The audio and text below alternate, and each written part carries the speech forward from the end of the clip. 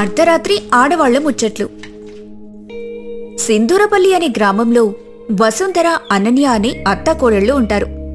వసుంధర చాలా మంచిది. కోడల్ని బాగా చూసుకునేది. కాని కోడలికి కొంచెం తలతిక్క. ఒకటి చేయమంటే ఇంకోటి చేస్తుంది.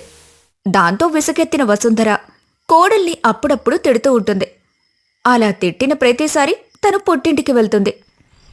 పుట్టింటికి వెళ్లిన తర్వాత అనన్య తండ్రి, ఏంటమ్మా నిన్న ఇలా చీటికి మాటికి గొడవపడి పుట్టింటికి రాకూడదు. అయినా ఈరోజేమైంది? మా అత్తగారితో గొడవ నాన్న. వాళ్ల నాన్నకి దీపం పెట్టొచ్చు, మా నాన్న ఫోటోకు మాత్రం దీపం పెట్టకూడదని. ఇదెక్కడి న్యాయం చెప్పు? ఆ మాట వినగానే శంకర్ ఆశ్చర్యపోయాడు. ఒసే, సచ్చినోళ్ళకి దీపం పెట్టేది నువ్వు నన్ను బతికుండగానే పెట్టేసేలాగున్నావే. నోరు మూసుకొని అత్తగారింటికి పో. సర్లే నాన్న, తెలీదు, తప్పు చేశాను. ఇంత దూరం వచ్చాను కదా. ఈ కొత్త బకెట్ బాగుంది, మా ఇంట్లో ఇలాంటిది లేదు, తీసుకుని వెళ్తున్నాను అని చెప్పి ఆ బకెట్ తీసుకుని వెళ్ళిపోతుంది. అలా ప్రతిసారి ఏదో ఒక గొడవ పెట్టుకున్నప్పుడు పుట్టింటికి వెళ్ళడం, అక్కడ్నుంచి ఏదో ఒకటి తీసుకురావడం జరుగుతుంది. ఇంటికి వచ్చిన తర్వాత మళ్లీ యథావిధిగా అత్తగారితో మాట్లాడుతుంది. అలా చుట్టుపక్కల వాళ్ళు అనన్య గురించి, ఆమె చేసే తింగరి పనుల గురించి మాట్లాడుకుంటూ ఉంటారు. ఆ రోజు రాత్రి 10 గంటలైంది. ఇంతలో పవర్ పోయింది. ఉక్కపోతకి ఊరంతా బయట మంచాలు వేసుకున్నారు. వసుంధర, శకుంతల, మరికొందరు పక్కింటి పిన్నికార్లు గుమిగూడారు. అప్పుడు శకుంతల వసుంధరతో, ఏమే వసుంధర, మొన్ననే కదా మీ కోడలలిగి పుట్టింటికి పోయింది, అప్పుడే వచ్చేసిందా? ఈసారి చేతిలో ఏదో కొత్త బకెట్ పట్టుకొచ్చింది, సంగతేంటి? అబ్బబ్బా, దాని గురించి ఏం చెప్పని శకుంతల. మా వెయ్యంకుడు ఫోన్ చేసి దండం పెట్టి మరీ పంపించాడు. లేకపోతే ఆయన బతికుండగానే ఫోటోకి దండ వేసి హారతిస్తుందంట. ఆ సంగతి ఆయనతో చెప్పింది. ఆయన భయపడిపోయి తిట్టి పంపించేశాడు. అప్పుడే అక్కడున్న అనన్య అమాయకంగా, అత్తయ్య, మీరు మరీను, నాన్న నన్ను తిట్టి పంపించాడు కదా, ఆ బాధలో ఆటో ఛార్జీలు ఇవ్వడం మర్చిపోయాడు. అందుకే ఆటో వాడికి ఇవ్వడానికి డబ్బులు లేక నా చేతిలో ఉన్న బకెట్ తీసుకోమంటే తీసుకోనన్నాడు. ఆ బకెట్ అమ్ముకుంటే ఆటో ఛార్జీలు వాడికి వస్తాయి కదా. పిచ్చోడు, తెలివితేటలు లేక దాన్ని తీసుకోలేదు. ఓరి దేవుడా, ఆటోవాడు బకెట్ తీసుకుంటాడా? శకుంతల, వాడితో గొడవ పడుతుంటే ఆఖరికి వాడికి 200 రూపాయలు నేనే ఇచ్చాను. అసలు ఇంట్లో చాలా బకెట్లున్నాయి. ఆ బకెట్ ఎందుకు తెచ్చావు తల్లి? అయ్యో అత్తయ్య, మన ఇంట్లో బకెట్కి చిన్న కన్నం పడింది కదా, దానికి బదులు ఇది వాడొచ్చు కదా. పొదుపు అత్తయ్య, పొదుపు అని అనన్య అనటంతో పక్కనున్న ఆడవాళ్లంతా నవ్వలేక ఒకరి ముఖమొకరు చూసుకుంటారు. అప్పుడు పక్కింటావిడ కాంతమ్మ, మీ కోడలు బకెట్ తెచ్చింది సరే వసుంధరా, మా కోడలు గీత గురించి చెప్పాలి. మొన్న కూరలో ఉప్పు ఎక్కువైందని ఏం చేసిందో తెలుసా? కూర తీసుకెళ్లి ఫ్రిడ్జ్లో పెట్టింది. కరెక్టే కదా పిన్ని, ఫ్రిడ్జ్లో పెడితే కూర చల్లబడుతుంది. చల్లబడితే ఉప్పు గడ్డ కట్టి పక్కకొచ్చేస్తుంది కదా. సైన్స్ పిన్ని, సైన్స్. ఆపవే నీ సైన్స్ తగలయ్యా. మొన్న నువ్వు చేసిందేంటి? ఫ్రిడ్జ్లో వాటర్ బాటిల్లు కూలింగ్ అవ్వడం లేదని ఫ్రిడ్జ్ తలుపు తీసి ఏసీ ఆన్ చేసి పెట్టావు. ఇల్లంతా చల్లగా అయిపోయింది. ఆ తర్వాత నెల కరెంటు బిల్లు చూసి మీ మామగారికి బీపీ వచ్చింది. అత్తయ్య, ఫ్రిడ్జ్ చల్లగా ఉంటుంది కదా, ఏసీ కూడా చల్లగాలిస్తుంది. రెండు కలిపితే తొందరగా నీళ్లు కూల్ అవుతాయని అలా చేశానత్తయ్య. అమ్మో వసుంధర, నీ కోడలి తెలివికి నోబెల్ ప్రైజ్ ఇవ్వచ్చు అని శకుంతల వెటకారంగా అనగాని అక్కడ వాళ్ళందరూ నవ్వుతూ ఉంటారు. ఇంతలో ఎదురింటావిడ సరళ, మా కోడలైతే మరీను గ్రైండర్ పాడైపోయిందని దోశపిండి రుబ్బమని చెప్తే పిండి రుబ్బడం బద్ధకమని వాషింగ్ మెషిన్లో పప్పు పోసింది. పైగా నాతో అంటుంది, అత్తయ్య ఎలాగో తిరుగుతుంది కదా, బట్టలే కాదు పప్పు కూడా మెదుగుతుందని అంటుంది. వావ్, మంచి ఐడియా పిన్ని గారు. కానీ అందులో డ్రయర్ మోడ్ ఆన్ చేయకూడదు, లేకపోతే దోశపిండి కాస్త ఇడ్లీ రవ్వలా అయిపోతుంది. నువ్వు సలహాలు ఇవ్వకే తల్లి. మొన్న నువ్వేం చేసావు? మిక్సీ జార్ కడగటం కష్టంగా ఉందని దాని నిండా సబ్బు నీళ్లు పోసి మిక్సీ ఆన్ చేసావు. ఇల్లంతా నురగ, వంటిల్లంతా జలపాతం. మరి ఏం చేయమంటారు అత్తయ్య? టెక్నాలజీని వాడుకోవాలి కదా. సెల్ఫ్ క్లీనింగ్ అని యూట్యూబ్లో చూశాను. కాకపోతే మన మిక్సీకి మూత గట్టిగా పెట్టలేదు. అది నా తప్పు కాదు, కంపెనీ వాడిది తప్పు. సరళ, వసుంధర, మీ ఇద్దరి కోడళ్ళు కలిస్తే ఊరు మొత్తం ఆటోమేటిక్గా మారిపోతుందన్నమాట అని ఇలా మాట్లాడుకుంటూ ఉంటారు. బయట కూడా గాలి రావటం ఆగిపోవడంతో వాళ్లకు చిరాకెక్కువ అవుతుంది. ఇంతలో శకుంతల, ఎప్పుడొస్తుందో ఏంటో ఈ కరెంటు, అసలే దోమలు కుట్టి చంపుతున్నాయి. అత్తయ్య, నా దగ్గర ఒక సూపర్ ఐడియా ఉంది. కరెంట్ ఆఫీస్ వాళ్ళకి ఫోన్ చేసి మా ఇంట్లో కరెంట్ ఉంది, మీ ఆఫీస్లోనే పోయిందేమో చెక్ చేసుకోండి అని చెప్తాను. అప్పుడు వాళ్ళు కన్ఫ్యూజ్ అయి మనకి కరెంట్ ఇచ్చేస్తారు. ఓసి నీ తెలివితేటలు మండిపోను. వాళ్ళు కరెంట్ ఆపారు కానీ వాళ్ళ బుర్రలు ఆపేలేదే. నువ్వు కాసేపు మౌనంగా ఉంటే మాకదే చాలు. పోనీ కొవ్వొత్తి వెలిగించి దాని ముందు ఫ్యాన్ పెడదామా? వేడి కాలిపోయి వెలుతురు గాలి వస్తుందేమో. ఈ మాట అనగానే అక్కడున్న ఆడవాళ్లందరూ పకపక నవ్వేశారు. సరిగ్గా అదే సమయానికి కరెంట్ వచ్చింది. చూసారా, నా ఐడియా వినగానే కరెంట్ వాడికి భయం వేసి పవర్ ఇచ్చేశాడు. అంత నా వల్లే జరిగింది. సరేలేవే తల్లి, పద లోపలికి. ఇంకో ఐడియా చెప్పావంటే మళ్ళీ కరెంటు పోతుందేమో అని అంటుంది వసుంధర విసుగ్గా. ఇక అందరూ నవ్వుకుంటూ తమ తమ ఇళ్లకు వెళ్ళిపోయారు. ఆ రోజు గడిచిపోతుంది. ఆ మరుసటి రోజు ఉదయం 8 గంటలు. అర్జున్ ఆఫీస్కి రెడీ అవుతూ హడావిడిగా ఉంటాడు. అనన్య వంటింట్లో వంట చేస్తూ ఉంటుంది. అనన్య, నా బ్లూ కలర్ షర్ట్ ఎక్కడుంది? నిన్ననే ఉతికి ఐరన్ చేయమని చెప్పా కదా.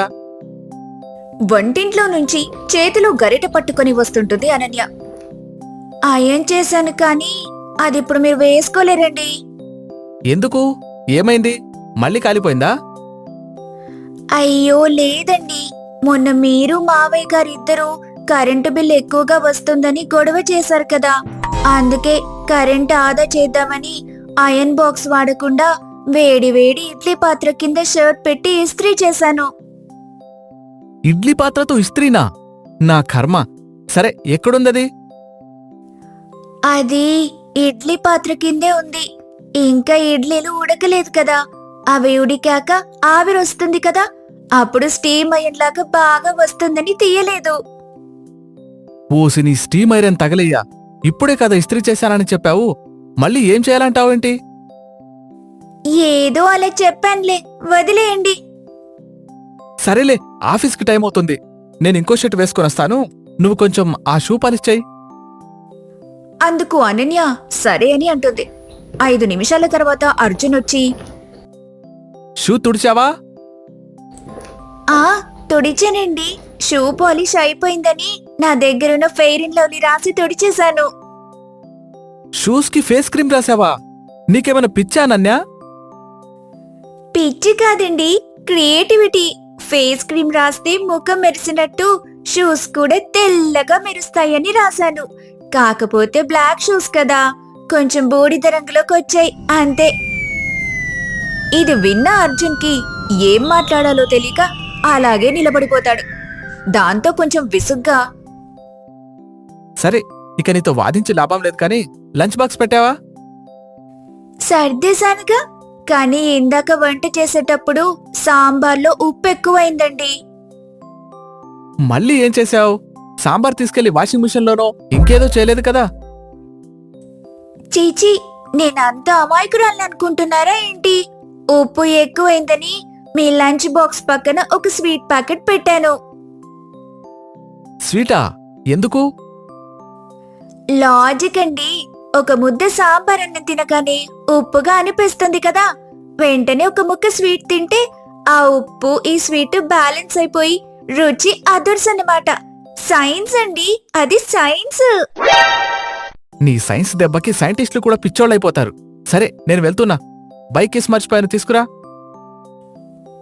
ఏవండి, కీస్ ఇవ్వను కానీ ఈరోజు ఆఫీస్కి నడుచుకుంటూ వెళ్ళండి. ఎందుకు? కొంపదీసి బండిలో పెట్రోల్ తీసేసావేంటి? పెట్రోల్ ఉందండి, కానీ మీరు వాడే హెల్మెట్ ఒకవేళ పొరపాటున యాక్సిడెంట్ ఏమన్నా అయితే ఆ హెల్మెట్ గట్టిగా ఉందో లేదో అని టెస్ట్ చేయడానికని దాని మీద నేను రోకలి బండ వేశాను. ఏంటి రోకలి బండ వేసావా? పగిలిపోయిందా? అయ్యో, అస్సలు పగల్లేదు. ఏవండి, కాకపోతే మీ తల పట్టేంత ప్లేస్ లేకుండా సొట్టపడింది అంతే. మీరేమో సేఫ్టీ లేకుండా బండి నడపరు. అందుకే ఈరోజు వాకింగ్ చేస్తే ఆరోగ్యానికి కూడా మంచిదని అలా చెప్పాను. పైగా వచ్చేటప్పుడు ఒక హెల్మెట్ కూడా కొనుక్కొచ్చుకోండి. తల్లి, నువ్వు మామూలు దానివి కాదు. నీతో మాట్లాడితే ఆఫీస్కి వెళ్ళక ముందే బీపీ వచ్చేలా ఉంది. నేను ఆటోలో వెళ్తాను కానీ దయచేసి సాయంత్రం వచ్చేసరికి కొత్త ప్రయోగాలు చెయ్యకు. అని అర్జున్ పారిపోతున్నట్టు వెళ్ళిపోతాడు. అనన్య తనలో తాను ఇలా మాట్లాడుకుంటూ ఉంటుంది. ఛ, ఈ మగవాళ్లే ఇంత. ఎంత జాగ్రత్తగా ఆలోచించి చేసినా చిన్నదానికి కూడా కోపడతారు. సాయంత్రమైన కోపం పోగొట్టడానికి కూల్ డ్రింక్ లో విక్స్ బిళ్ళలు వేసేస్తాను. గొంతు క్లియర్ అయి కూల్ అయిపోతారు అని అనుకుని లోపలికి వెళ్ళిపోతుంది. వాళ్ల సంభాషణంతా విన్న అత్తగారు వసుంధర తనలో తాను ఇలా అనుకుంటుంది. ఓరి భగవంతుడా, ఇలాంటి కోడల్నిచ్చావు. ఈ రోజు రాత్రి కూడా కరెంటు పోతే ఈ రోజు జరిగిన ముచ్చట్లు చెప్తే వాళ్ళందరూ కడుపుబ్బా నవ్వుకుంటారు అని అనుకుంటుంది. తింగరి అత్త తెలివైన కోడలు. సుందరగిరిలో ఉండే వసుంధర పనుల వల్ల ఎప్పుడూ ఏదో ఒక సమస్య వస్తుంది. కానీ ఆ సమస్యలకి మాత్రం పరిష్కారం వసుంధర కోడలు అనన్య దగ్గర ఎప్పుడూ ఉంటుంది. ఒకరోజు ఉదయం వసుంధర వంటింట్లో ఏదో గట్టిగా ప్రయత్నిస్తున్నారు. రాఘవయ్య హాల్లో కూర్చొని పేపర్ చదువుతుంటే లోపల నుంచి ధామ్ ధామ్ అని శబ్దాలు వస్తున్నాయి. ఏమే వసుందరా, ఏంటా శబ్దాలు? వంటింట్లో ఎలుకలతో ఏమైనా కుస్తీ పడుతున్నావా? లేక కొత్తగా ఏదైనా వంటకం కనుక్కుంటున్నావా? ఆ మాటలు విని వసుంధర వంటింట్లో నుండి బయటకి వస్తూ, అదేం కాదులేండి, మన మిక్సీ గిన్నె అడుగున తుప్పు పట్టినట్టుంటే దాన్ని ఇసుక వేసి రాయితో రుద్దుతున్నాను. తుప్పు పోతే కొత్త దానిలా మెరుస్తుంది కదా. ఇసుక రాయితోనా? అది స్టీలు గిన్నె వసుందరా. నువ్వు ఇసుక వేసి రుద్దుతే తుప్పుపోవడం సంగతి దేవుడెరుగు. గిన్నెకి కన్నాలు పడిపోతాయి. అప్పుడే అనన్య హాల్లోకొస్తుంది. ఏవైంది మావయ్య గారు? అత్తయ్యగారు మళ్ళీ ఏమైనా చేశారా? ఏదో శబ్దం వినిపించింది. అదిగో చూడనన్య, మీ అత్తగారు మిక్సీ గిన్నెకి ఇసుక స్నానం చేస్తున్నారు. చూసావా అనన్య, నేనేదో ఆ గిన్నె తుప్పుపోయేలా చేద్దామనుకుంటే మీ మావయ్య గారు సూటిపోటి మాటలతో నన్ను దెప్పి పొడుస్తున్నారు. ఆయనకి నేను చేసే పనులన్నీ ఎప్పుడూ ఎగతాళిగానే ఉంటాయిలే. అత్తయ్యగారు, మీరు సరైన పని చేద్దామనుకున్నారు. కానీ ఆ పని అలా కాదు చేయాల్సింది. గిన్నెకి తుప్పు పోవాలంటే కొంచెం వెనిగర్ నిమ్మరసం కలిపి రుద్దితే సరిపోతుంది. ఆ పని నేను చేస్తానులేండి. అలా వాళ్లు మాట్లాడుకుంటూ ఉండగా పాలు పోసే మల్లయ్య వచ్చాడు. వసుంధర పాలు పోయించుకొని గిన్నెలోకి చూసింది. ఆ పాలని చూసి ఆమె మొహం చిట్లించింది. ఏ మల్లయ్య, ఏంటివి? పాలా లేకపోతే తెల్లటి నీళ్ళా? గిన్నెలో చూస్తే అడుగునున్న డిజైన్ కూడా కనిపిస్తోంది. అంత పల్చగా ఉన్నాయి నువ్వు పోసే పాలు. ఏంటమ్మా అలా అంటారు? ఆవు పాలు అలాగే ఉంటాయి. నేను నీళ్లు కలుపుతున్నానని మీరు అనుమానపడితే నేనేమి చేయలేను. అనుమానమేంటి మల్లయ్య? నిన్న మా కోడలు పాలు కాస్తుంటే మీద మీగడ కట్టలేదు సరికదా? పాలు సరిగ్గా పొంగను కూడా పొంగలేదు. ఈ పాలతో టీ పెడితే అది టీలా కాకుండా పంచదార నీళ్లలా ఉంది. రేపటి నుండి పాలు కొంచెం చిక్కగా పోయి, లేకపోతే ఊరుకునేది లేదు. జాగ్రత్త. వసుంధర గారి మాటలకి మల్లయ్య భయపడి 2 రోజులు పాలు బాగానే పోశాడు. కాని 3వ రోజు మళ్లీ పాతపాటే. వసుంధరకి ఈసారి చిర్రెత్తుకొచ్చింది. మల్లయ్య, నీకెన్నిసార్లు చెప్పాలి? ఇవేం పాలు? నువ్వు పాలల్లో నీళ్లు కలిపినట్టు లేదు. నీళ్లలోనే కొన్ని పాలు కలిపినట్టున్నావు. చూడమ్మా, నేను ఎన్నో ఏళ్లుగా పాలు పోస్తున్నాను. నా దగ్గర కంటే చిక్కటి పాలు మీకు ఇంకెక్కడా దొరకవు. మీ అంత కోపంగా నన్ను ఇలా అన్నవాళ్ళు ఎవరూ లేరు. ఇంతకంటే చిక్కగా పాలు కావాలంటే మీరు సొంతంగా ఆవునో గేదెనో పెంచుకోవాలి. ఏమన్నావు? నన్నే ఆవుని పెంచుకోమంటావా? సరే చూడు, రేపే ఒక ఆవుని కొనుక్కొచ్చి మా ఇంటి పెరట్లో కట్టేస్తాను. ఇక నీ పాలు మాకవసరమే లేదు. వెళ్ళిపో ఇక్కడ్నుంచి. మల్లయ్య నవ్వుకుంటూ వెళ్ళిపోయాడు. వసుంధర విసురుగా ఇంటి లోపలికొచ్చింది. ఆ గొడవ సంగతి అనన్య రాఘవయ్య గారికి చెప్పింది. ఏంటి వసుందరా, పాలవాడితో గొడవపడి ఆవుని కొంటావన్నమాట? అయినా మనకి ఆవుల పెంపకం గురించి ఏం తెలుసు? ఏం తెలియాల్సిన అవసరం లేదండి. ఆవుని పెంచడమంటే గడ్డి వేయటం, పాలు పితకడం. అంతే కదా! దానికేమైనా కోర్స్ చేయాలా ఏంటి? మన పక్కింటి సుబ్బమ్మ గారు పెంచుకోవడం లేదు. మనమెందుకు పెంచలేం? అమ్మా, ఆవుని పెంచడమంటే చిన్న విషయం కాదు. దానికి సరైన మేత పెట్టాలి, దానా పెట్టాలి, రోజు దాని శరీరాన్ని కడగాలి, ఆవు చుట్టూ శుభ్రంగా ఉండేలా చేయాలి. అవన్నీ పనులు నువ్వు చేయగలవా అమ్మా? నేనొక్కదాన్నే చేస్తానని నేనెప్పుడన్నాన్రా? అనన్య ఉందిగా, తను నాకు సాయం చేస్తుందిలే. ఏమనన్యా, నువ్వేమంటావు? అత్తేగారు, పాలవాడి మీద కోపంతో ఆవుని కొనడం కరెక్ట్ కాదు. వాడి దగ్గర పాలు బాలేకపోతే ఇంకొకరి దగ్గర మనం తీసుకోవచ్చు. కాని మనకి సొంతంగా పాల కోసం ఒక ఆవు ఉండాలనుకోవడం మాత్రం తప్పత్తయ్యా. మావయ్య గారు, మీరేమంటారు? సరే, మీ అత్తయ్య పంతం ఎందుకు కాదనాలి? నా మిత్రుడు సూరిబాబున్నాడు కదా, వాళ్ళ ఊర్లో మంచి ఆవులు దొరుకుతాయి. వాడికి ఫోన్ చేస్తాను. రాఘవయ్య తన మిత్రుడికి ఫోన్ చేశాడు. 2 రోజుల తర్వాత సూరిబాబు ఒక ఆవుని వసుంధర ఇంటికి పంపించాడు. ఆవు చూడ్డానికి చూడముచ్చటగా ఉంది. అబ్బా, ఎంత బాగుందో ఆవు! రేపటి నుంచి మనం మన ఆవు ఇచ్చే చిక్కటి పాలను తాగుదాం. ఇప్పుడు చూడాలి ఆ మల్లయ్య మొహం. మొదటి 2 రోజులు ఆవు బాగానే పాలిచ్చింది. అనన్య ఆవుని శుభ్రం చేయటం, దానికి గడ్డి వేయటం వంటి పనులు చూసుకునేది. కాని వసుంధర మాత్రం తన తింగరి తెలివితేటలు మళ్లీ మొదలుపెట్టింది. ఈ ఆవుకి కేవలం గడ్డి వేస్తే సరిపోతుందా? దీనికి ఏదైనా బలం వచ్చేది పెట్టాలి. మన ఇంట్లో మిగిలిపోయిన పాతన్నం, చింతపండు పులుసు, కూరగాయల తొక్కలన్నీ కలిపి పెడదాం. అప్పుడు ఈ ఆవు పాలు ఇంకా ఎక్కువగా ఇస్తుంది. వసుంధర ఆవుకి తన ఇష్టమొచ్చినట్టు పదార్థాలని కలిపి దాణాగా పెట్టడం మొదలుపెట్టింది. 4వ రోజు నుంచి ఆవు పాలు ఇవ్వటం తగ్గించేసింది. 5వ రోజు అసలు ఒక్క గ్లాస్ పాలు కూడా ఇవ్వలేదు. ఏంటి వసుంధరా, ఇన్ని డబ్బులు పెట్టి ఆవుని కొంటే అది ఒక్క గ్లాస్ పాలు కూడా ఇవ్వడం లేదేంటి? నాకేం తెలుసండి, బహుశా ఈ ఆవుకి ఆ మల్లయ్య దిష్టే తగిలుంటుంది. అందుకే పాలు సరిగ్గా ఇవ్వటం లేదు. లేకపోతే నేనింత బాగా దాణా పెడుతుంటే పాలివ్వకపోవడం ఏంటండి? అమ్మా, అసలు నువ్వేం పెడుతున్నావు ఆవుకి? మన ఇంట్లో మిగిలిన అన్నము కూర ఇలా అన్ని పెడుతున్నాన్రా. అలా చేస్తే ఇంట్లో మిగిలినవన్నీ వేస్ట్ అవ్వకుండా ఉంటాయిగా. అలాగే ఆవు కూడా బలం బాగా వస్తుందని. అనన్య ఆవు దగ్గరికి వెళ్లి చూసింది. ఆవు చాలా నీరసంగా ఉంది. అది సరిగ్గా గడ్డి కూడా తినటం లేదు. అత్తేగారు, ఆవులకి మనం తినే వస్తువులన్నీ పెట్టకూడదు. వాటికి ప్రత్యేకమైన దాణా, పచ్చిగడ్డి మాత్రమే పెట్టాలి.